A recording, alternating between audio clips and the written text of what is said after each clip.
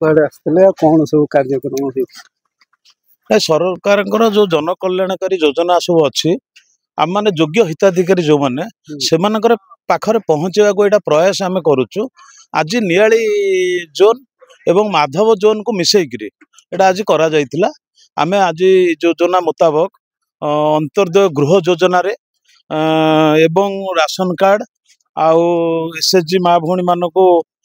ऋण दबा एवं विधवा भत्ता आउ जो वार्धक्य भत्ता भिन्नक्षम भत्ता ये सब जिनस को आम आज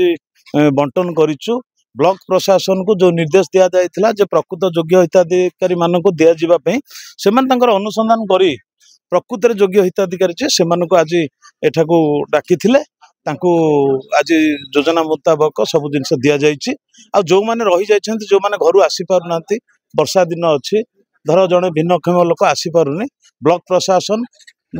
तांको घरे जाईकरी तांको वर्क ऑर्डर एवं योजना मुताबक जदि राशन कार्ड पाइबार थिबो तांको घरे नेकी देबे। आज केते कोन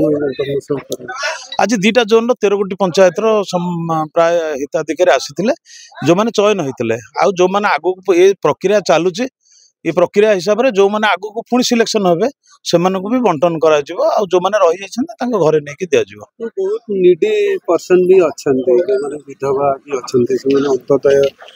पाइनांती सेमानक पई कोन कहि नहीं पाई ना कौन से सब अप्लाई कर धीरे धीरे आम इनक्वारी करमती प्रॉपर गोटे योग्य लोकटा पाऊ बोली एटा विलंब हो सेमती आम बांटले तो अयोग्य लोक भी पाइबे आमर लक्ष्य रही योग्य लोक पातु तेणु जो मैंने रही जाइए ये योजना हूँ 3 वर्षर योजना आम निश्चित भाव में 3 वर्ष नुह आम भावुँ वर्ष भितर प्रकृत योग्य समस्ते पाइजे से प्रशासन दिन राति एक कर देछ। प्रशासन जो माने अधिकारी रहिले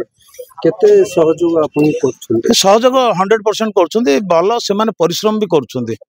चयन करबा गोटे काठिकर पाठ हो जाइछि। मु जो भली भाबरे कहिछि जे एठी आपण माने दल देखिबे नाही दल मत निर्विशेष रे योजना पांतु कौन सी योजना एमिति न हो जे दलीय हिसाब रे हो बोली जेमति को लोकन को मुहर मु सुनिया को पाइबिनी सेथि पई मु निजे उपस्थित रही योजना को आम ब्लॉक प्रशासन मो संगे रोचे आम निश्चय योजना को सब बंटन करा जाउछि।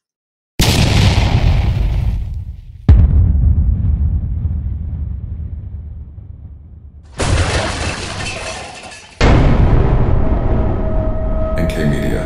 most trusted social media.